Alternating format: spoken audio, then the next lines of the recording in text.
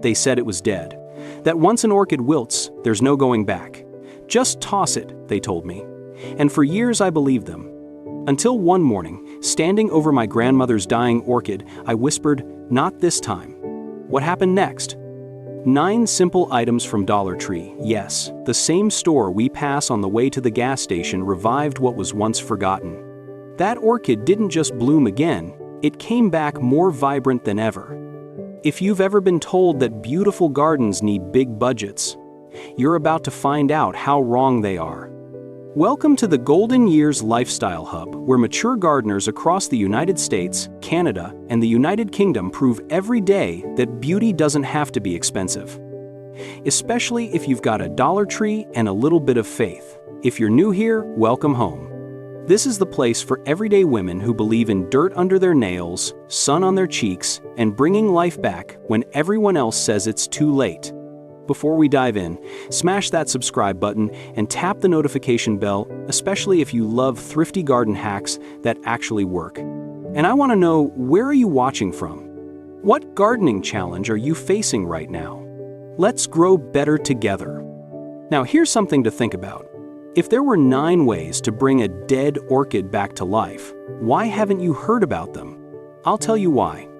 Because they're so ridiculously simple and cheap, most people dismiss them as myths or old wives' tales. But not us. We know the power of experience. We know what it means to watch something bloom again after we nearly gave up. So, tell me in the comments, what plant broke your heart when it died? Let's mourn together, and then let's fight to bring beauty back. Now hold on tight, because these tips aren't your usual Pinterest fluff. They're raw, real, and maybe even a little rebellious. And number 5, it's so unexpectedly powerful it made me cry the first time it worked. I'm not kidding, it changed how I see orchids forever. So stay with me. Because if you've got a plant that everyone else gave up on, this might be the video that brings it back. And if you're nodding along, thinking, this is what I've been searching for, then don't just sit there. Like this video. Share it with a fellow garden warrior. And more importantly, drop your thoughts in the comments. Your story matters. Every comment is a seed planted in this community, and you never know who it'll help bloom. So please, I'm asking you not just for me, but for someone else who might be scrolling through, looking for hope, leave a comment. Let's grow this garden of knowledge, one heartfelt story at a time. Number 1. Clear plastic cups aren't just for parties. You know that sinking feeling when you look at your orchid's pot and have no clue what's going on inside? You water it and wait. Then a week later, the leaves are limp, the roots look like mush, or worse, you realize you were drowning it the whole time. It's frustrating, especially when all you wanted was to keep one beautiful plant alive. The problem? Most orchid pots hide everything. You can't see root rot, mold, or even when the soil's too dry. It's like caring for your plant blindfolded. Here's where the Dollar Tree comes in with a fix that feels almost too simple to be true. They're clear plastic party cups, yes. The ones in the kitchen aisle are perfect orchid pots. Grab a few 16 or 18 ounces cups for regular orchids or smaller ones for baby roots. Carefully replant your orchid into the cup with fresh orchid bark mix, also available at many dollar or discount stores. The magic is this. Now, you can literally see what's going on. You'll spot soggy roots before they rot, track new growth, and know exactly when it's time to water. Poke 4-6 small holes around the bottom sides with a heated needle or small drill bit to ensure drainage and airflow. It's clear, it's cheap, it works, and it puts you back in control. Number 2. Ice cube watering method. The right way. How many times have you overwatered an orchid because you weren't sure how much was too much? You give it a little extra, just in case, and before you know it, the roots are soaked, the leaves are wilting, and it feels like you've killed the poor thing with kindness. Traditional watering methods, pouring from a can or soaking the pot, can be way too much for delicate orchid roots, especially in cool climates or low-light homes where evaporation is slower. But here's the Dollar Tree twist that changed everything for me. Ice cubes. Yes, 1 or 2 ice cubes once a week, that's it. Pick up a pack from Dollar Tree, or just grab a tray from your freezer. Place the cubes gently on top of the bark near the edge of the pot, not directly on the roots. As the ice melts slowly, it delivers a gentle, measured amount of water that mimics the slow drip of dew in the orchid's natural environment. No flooding, no guesswork. And if you're like me and love routine, Ice Cube Tuesday quickly becomes your favorite gardening day of the week. Number 3. Cinnamon, the anti-fungal miracle. Here's a heartbreaking truth many orchid lovers face. You trim a rotten root or damaged stem, hoping to save the plant only for it to get infected and die anyway. Fungal infections spread quickly in orchids, especially after cuts or shock, and typical store-bought fungicides are expensive or full of harsh chemicals that feel too much for something so fragile. That's when I discovered this sweet-smelling savior, Dollar Tree cinnamon. Yep, the same one you use on your French toast. After trimming dead roots or any damaged part of your orchid, let the wound air dry for an hour. Then gently dust it with ground cinnamon using a cotton swab or your fingertips. Cinnamon is a natural antifungal that seals the cut and prevents infections, no chemicals, no extra cost. It's honestly magical. It saved my favorite white orchid after a brutal trim, and every time I open that spice jar now, it smells like second chances. Number 4. Hanging shower caddy for airflow. Have you ever noticed how orchids in stores look so lively, but the moment you bring them home and leave them on a shelf, they start to droop? That's because orchids are epiphytes. They don't naturally grow in pots. They cling to trees, suspended in the air, with tons of light and airflow around their roots. But we bring them home, tuck them into dark corners, and wonder why they fade. So I decided to break the rules. I grabbed a Dollar Tree shower caddy, the kind you hang in your bathroom, and turned it into a vertical orchid sanctuary. I tied my orchid, pot and all, into the center rack using Dollar Tree floral wire and hung it near a bright window. The difference? Incredible. My orchid got the air it craved, and the cascading leaves looked like they were dancing again. You can hang multiple orchids on one caddy, turning a dead corner of your home into a blooming waterfall of life. And yes, my skeptical neighbor saw it and did the same. Hers bloomed 3 weeks later. Coincidence? I don't think so. Number 5. Dollar Tree chopsticks equals root trainers. It's heartbreaking when your orchid looks like it wants to stand tall again, but just can't. The roots are weak, the stem leans to one side, and every time you try to adjust it, it flops right back over like it's given up. And worse? Most people just repot it deeper or cram it in tighter, thinking it needs more soil when that actually suffocates the roots and leads to more rot. That's when I found an unexpected solution. Sitting in the kitchen aisle of Dollar Tree. Wooden chopsticks. Yep, that's simple. Take 2 of them.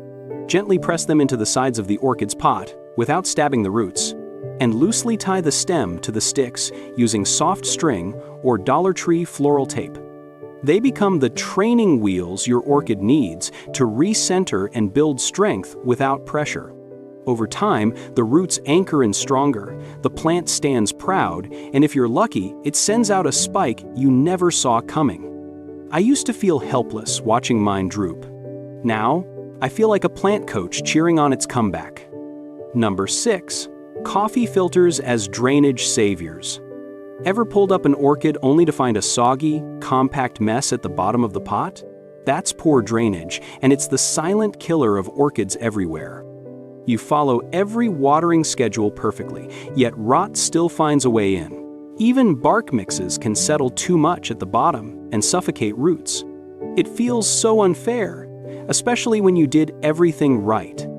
Enter your new gardening best friend, Dollar Tree coffee filters.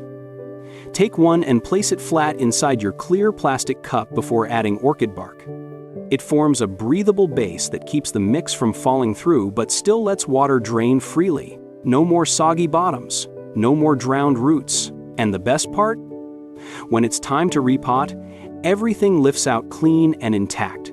It's so easy, so inexpensive, and yet it feels like you've unlocked an elite gardening secret. Number 7. Plastic condiment cups for humidity domes.